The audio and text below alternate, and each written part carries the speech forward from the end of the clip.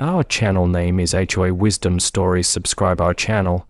And before we begin, tell us in the comments which country are you watching this video from and what time is it there right now. The headquarters of Vantage Tech Tower sparkled under the morning sun. Employees hurried through the glass doors, clutching coffee cups and laptops, unaware that within the next hour, the company would face a crisis worth more than $100 million. And even more unbelievable, the person who would save the day wasn't an engineer, a director, or a senior executive.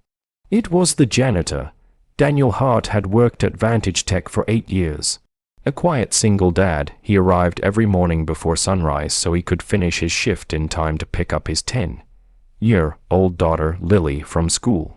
People saw him sweeping floors, mopping hallways, repairing loose door handles, and thought that was all there was to him. But life had taught Daniel to keep his past tucked away, his years as a systems architect, the brilliant career he abandoned to care for his late wife during her battle with cancer, and the coding skills he once used to build network security systems used worldwide.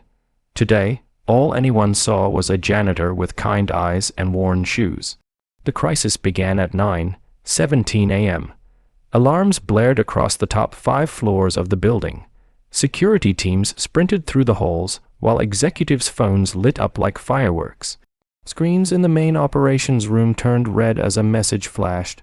Critical server failure, a corruption detected, immediate action required. Millions of customers depended on Vantage Tech's financial analytics software. A total system crash meant lawsuits, destroyed contracts, and an estimated $100 million in damages within hours.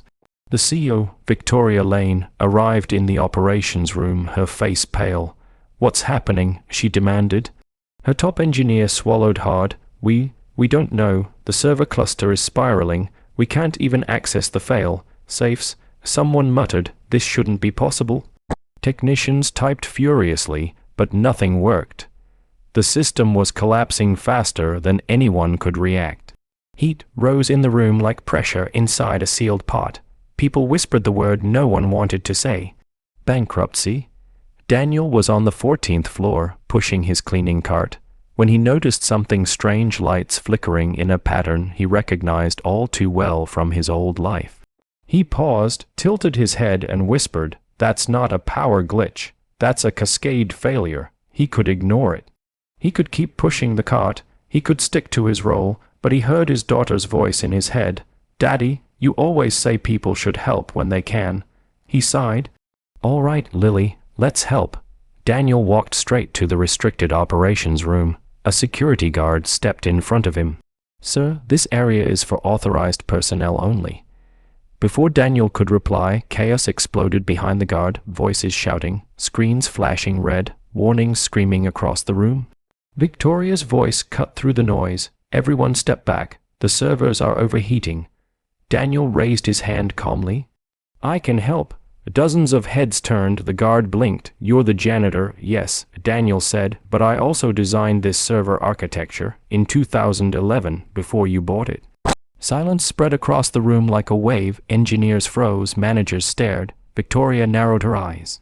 "What did you just say?" Daniel stepped closer, his voice steady and soft.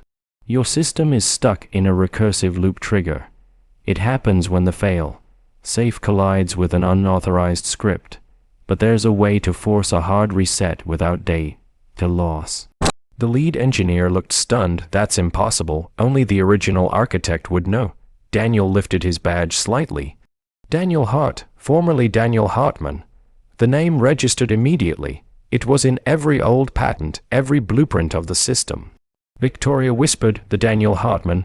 But Daniel didn't care about titles. He walked past everyone, took a seat at the main terminal, and cracked his knuckles. His fingers moved across the keyboard like a pianist performing a familiar masterpiece. Lines of code scrolled so fast that the engineers behind him gasped. He entered a command that hadn't been used in over a decade. He executed a silent override key that only the original architect would know. And then he pressed enter. The entire room held its breath. The alarms went silent. The screens flickered, then turned blue. Then green. System stability. 100% all data restored. Threat neutralized. The crisis was over. Victoria's jaw dropped. The engineer stared at Daniel like he had parted the Red Sea. Someone whispered he just saved the whole company. Everyone expected Daniel to smile proudly, maybe soak in the applause. Instead, he stood up quietly and said, "If it's all right, I need to pick up my daughter." Victoria stepped forward. "Mr. Hart, Daniel, wait." He paused. Why are you a janitor?" she asked softly. Daniel looked at his shoes. "Because some things matter more than careers. My daughter needed me. This job lets me be there for her." The room fell silent again, but this time with respect. Victoria's voice trembled. "Daniel, you saved us. You saved $100 million. You saved thousands of jobs. Please let us do something for you." Daniel shook his head. "I didn't do it for anything. I just did what needed to be done. But Victoria wasn't finished. At least allow me to offer you a position, one that matches your talent." Daniel hesitated. He thought of Lily, of school pickups, of dinners together. "Only if it's flexible," he said. "My daughter comes first." Victoria smiled. "We wouldn't have it any other way." And that day, the entire company learned something powerful. Heroes don't always wear suits. Sometimes they carry mops.